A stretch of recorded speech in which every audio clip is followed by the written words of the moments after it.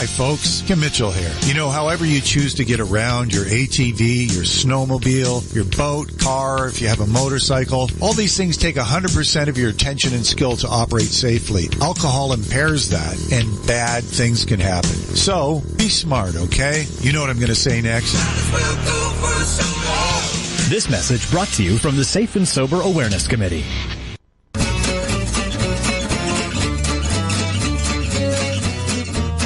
We're back on Freshwaves. We are having a terrific morning. We are talking with Minni Sharma and Sonja Curic. Now, Sonja is a family lawyer and collaborative family lawyer, and Minni is a psychotherapist and a counselor. A registered psychotherapist. We do counseling, yeah. Right. I know it's very confusing, but, you know, social workers, psychologists, registered psychotherapists essentially do similar work, which is counseling, but we all have different types of modalities and trainings that we use, so it can be a little bit confusing. But that's what Sonja was saying. You kind of have to find the right fit. I tend to be a little bit more solution-focused in my counseling. Well, you would have to be if you're doing family law issues. Yes, yeah, for sure. For divorce. It's not something that you can take 3 or 4 years at and then say, and how does that work? Because you really have to be working towards an end point, and sometimes end points are determined by the courts, aren't they, of when things are needing to be done? Right. There are deadlines, aren't there? If you've started in the court process, and there are certain issues that do come up in the context of a negotiation where if these two people can't agree, doesn't matter how much support, that you may have to go to the courts and have a judge decide. We get the families that, they just need that extra little, just help with finalizing the agreement. We have those families that come to us and work with us, and we're sitting there going, oh my gosh, had we been in court, do you know what this would have cost? Not even, and then not even emotional financial cost. Yeah. To the children in particular, right? Emotional cost. How much are the kids exposed to all of this? Well, I really work a lot with the parents to set some boundaries and guidelines, especially the intake of what's appropriate and what isn't. And in fact, the new thing, or it's becoming more popular, is what we call exit counseling. So how do you exit the marriage?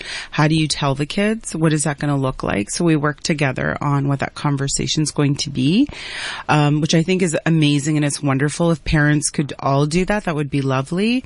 That doesn't always happen. One might be angry and say, well, I'm leaving your dad, or, your mom's this, and I'm moving out. Yeah, I'm moving out, or whatever, or I have a new girlfriend. Whatever it is. And those are unfortunate because kids do remember when they were told that their parents are going to separate or divorce. It's pretty, or it does have a big impact. One or the other parent is an idiot. That's right. Absolutely. So we set really clear boundaries. Again, we hope that people would follow through. They don't always. And that's when they come back, and there's accountability when they're both coming to see me, right? Because they'll be like, well, how do you think your child felt? Like, why would you do that? What was going on for you? And sometimes I'll meet one-on-one with that parent and kind of help them sort out what's really underlying. Well, I'm angry at her because I saw a text to another man, and that's why I was so angry, and the kids just happened to be there. Okay, so let's kind of sort through those feelings. What's going on there? So you actually would counsel both sides? Yes. If with the permission of each other, by the way. Right. So if they're coming to me together, then I can't do individual counseling unless it's pertaining to the issue at hand, and they both agree and they're both okay with it. Yeah. Sometimes after the whole process and it's signed, one of them might say, can I continue seeing me? Because I noticed that I have this pattern in relationships because my mom used to do this to my dad. And then that's where the psychotherapy part of it, your patterns, your crisis, trauma, childhood trauma, kind of healing that and working with that. That's where that really helps in terms of future relationships, right? So they might come afterwards for therapy, which I think is great too. It is interesting. I know of a couple who are both divorced. They're together, but they're both are divorced, and they go to counseling once a month just to check in. Yes. And make sure who owns what. Yes. And keep the line of communication going. And they go together. Right. And it's a once a month appointment. And they are pretty committed to it for the rest of their new relationships because they saw how the lack of communication led to the meltdown of their other relationships. Yeah. I think it's a really interesting idea.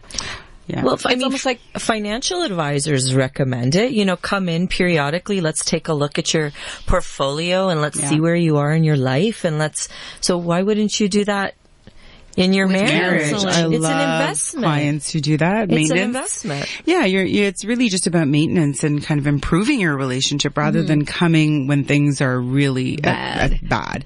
And usually when things are really bad, that's because one partner's already checked out and that's a last resort.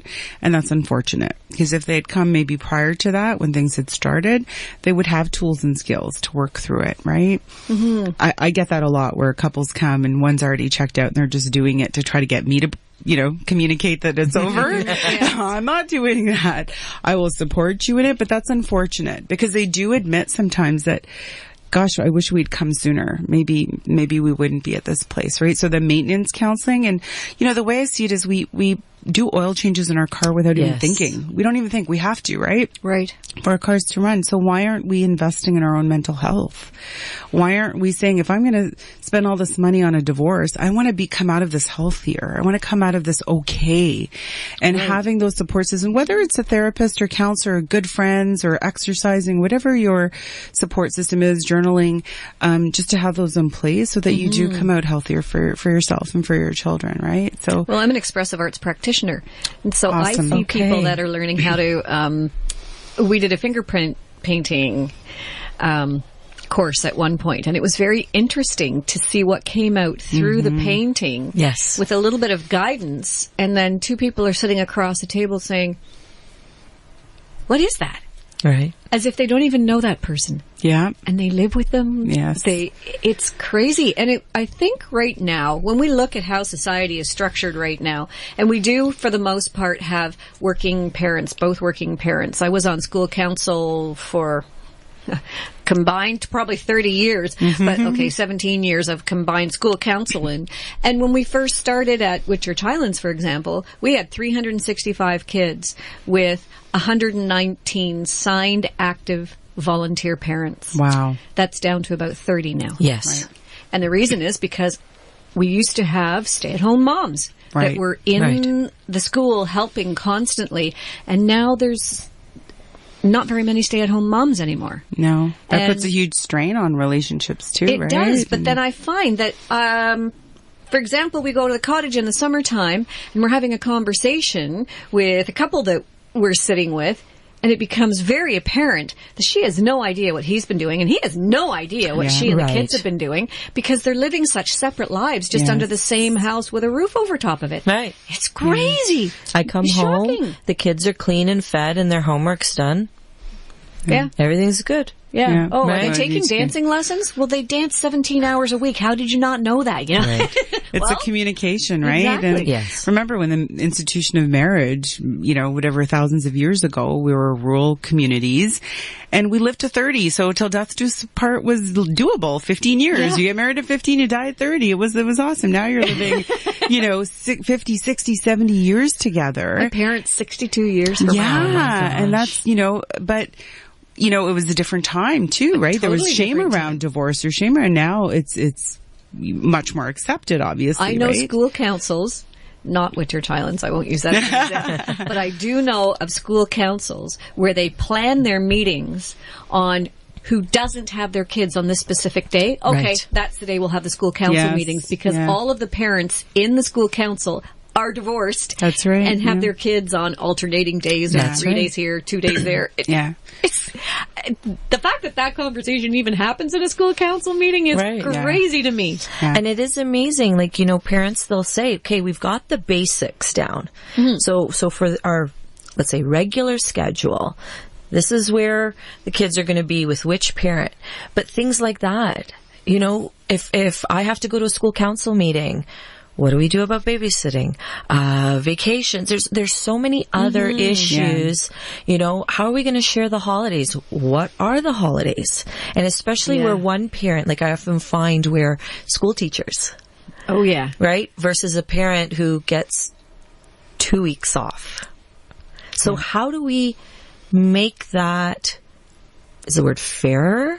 Right? How do we recognize? As my dad would say, since when did anyone tell you that this was going to be fair? How do we make the agreement? How do we make the schedule where people are satisfied, that they can walk away and say, I can live with that. Yeah. This works. Yeah. And Isn't it the definition of compromise, where neither party's very happy with what the result is? And that's usually the case with divorce. Not everybody walks away completely 100% satisfied by it. But the thing is, the angle of coming from, well, what's best for the children. So yes, one parent may be a teacher and has summers off.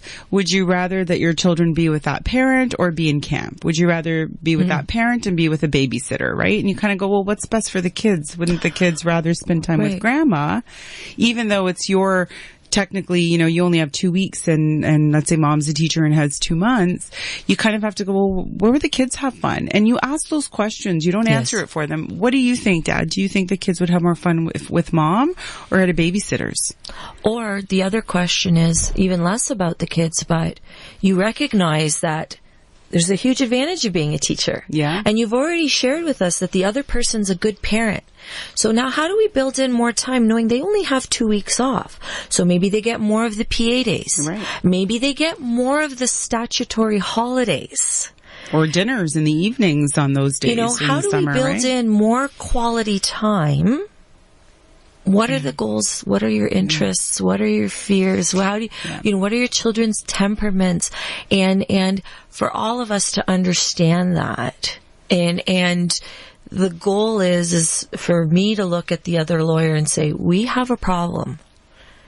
How do we help these guys get through this? What sort of solutions? Is it a process design issue? Fancy words. But, you know, how do we structure our meetings? How do we structure, how do we bring up this issue? Do we is this such a hot button, someone's going to burst out of the room and leave this process? They usually put on my shoulders is what happens. That's what happens. There are those moments we look Minnie at to Minnie talk to and go, but you know, how do we bring this up? Do we meet with them separately for these sorts of things? Do we, you know, what kind of work and support can we do with our clients away from the negotiation table? Behind the scenes even, So when people ask me, well, what is the process? It's what's right for the family. There is a particular process, but it's so unique to every single we try family. to customize so unique. it. Yeah. We try to customize it. The things I always do is the minute somebody says collaborative and, oh, my spouse has already hired one, I'm going to get on the telephone with that person, whether I've worked with them 15, 30, 100 times before, or it's my first time. With the lawyer. With the other lawyer. I don't write an email. I don't write a letter. It's, hi, I'm Sonja. I understand you've been retained. We'd like to do this collaborative. Let's talk. Have they already met? Sometimes, a lot of times, it's Minnie saying, hey, I've worked with someone. Let me introduce you. It doesn't matter. I don't care. I want people in this process. So do you have in your individual private practices then, Minnie, would someone come to you and for counseling and lay it all on the table, how they're not happy with their relationship, and you say, I know just the lawyer for you. Absolutely. Or the other way around. Someone comes to you and they say, I want a divorce, and you're listening to what they're saying, and you kind of get an idea that there may be a little bit more to this than meets the eye, and you would refer to Minnie and say, I think you need to go and see Minnie for a bit and have a chat with her, and then the two of us will talk after. Yeah. We have a great group in Stouffville even, and York Region, and because we all know each other, we have events and stuff like that. We get to know each other on a personal level. And events within the collaborative professionals. So Minnie and I, in our work with York Collaborative Practice, we, you know, the focus is how do we support our members to do training? You know, learning new skills, et cetera, et cetera. Right. We have social events because a lot of it is, you know what? I didn't know that you have a dog or you have this. I'd like to have a file with you. Yeah, who's going to work with you? Who gets the dogs? Sometimes the they travel with their kids. Sometimes depends on the relationship the children have with the dog. 2 weeks here and 2 weeks there. Sometimes, yeah, that does happen. But again, it's about if the children are really attached to the dog, and that's their constant, that's their consistent. Right. That's the one thing that they have that they know. Right. Or helping have that conversation. I never wanted the damn dog. Take it. Yeah. Take it. Please. Yeah. You can. And so if the kids want to bring, I know the kids love that dog. I don't want that thing in my house. And that can be a struggle. Oh, right? yeah, but it's a struggle during the marriage, isn't it? It is. But now there's that anger of, well, what do you mean now I have to take care of the vet and I have to do this, but this is the children's dog. Right? And so, or you could spin it that way so that he has to pay for half of the vet bill. That happens too. But again, we're there to say you've identified a problem. So problem for one is a problem for all. So, okay. How do we now, as the team that's here to help you guys, how do we work on this? How do we deal? What's the solution? What's going to work for your family? How important is this? To Minnie's point, is this a 12 on a scale of 10? And maybe it is. So for do you one actually person. have a list of deal breakers? I don't think there is anything that's necessarily a deal breaker. They might think it's like you're talking about the clients. Mm-hmm. They might think it's a deal breaker. But again, if we can come up as a team with some unique solutions, that's what we're going to do. And I think, Sonja, you might have a better perspective on this, but my understanding is that there's a little bit more leeway when it comes to family law and being a bit more creative when you're in the collaborative process as opposed to outside of it. So I've heard lots of lawyers say that. There is. But I mean, there's certain things you cannot contract out of. Right. Child support. For instance. Child support's the right of a child. Right. Right? You're not paying the other parent. That is for your children, because children under the age you have to look at it, because a lot of people but a lot of people don't look at it that way, right? Exactly. A lot of people don't, like, somebody's looking saying, oh my gosh, my income for 2 children, I have to pay $1,000 a month. It doesn't cost $1,000 a month to raise my children. Really? Mm-hmm. Food, shelter, and clothing, right? Those are the basic necessities. So what are the basic necessities?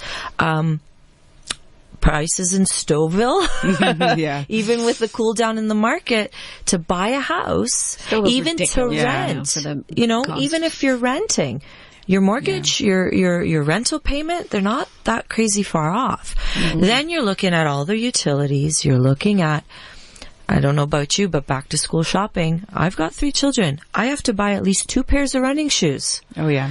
Indoor shoes and your outdoor shoes. Oh, forget boots and snowsuits, right? Yeah. And so now, there's a huge cost. And then they go through that growth spurt 3 months later. Of course. And you have to buy it all over again. Oh yes, I know I have to. And you want the kids to have a similar lifestyle at both parents if possible, right? Yes, you don't want to have a huge disparity.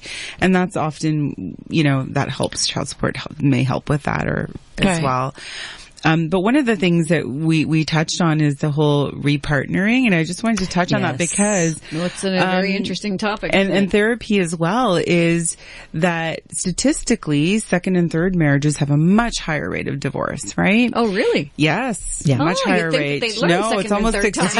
Well, you just hit the nail on the head. The thing is, 60 to 70% of marriages fail. Second and third time is even more. And why is that? And it's because if we don't do our own work and it's always the other person's fault, we tend to track the same type of person or the same type of patterns. Exactly. So that's where the therapy and kind of figuring out, what were the patterns? What was my communication pattern? How did I kind of contribute to the demise of this marriage? If we don't do our own work, our own personal work, you will end up in the same situation or a similar situation with a different name. Right? And I think that's really important to kind of point out with divorce, because we also want to talk about life after divorce, because you do have a life after divorce.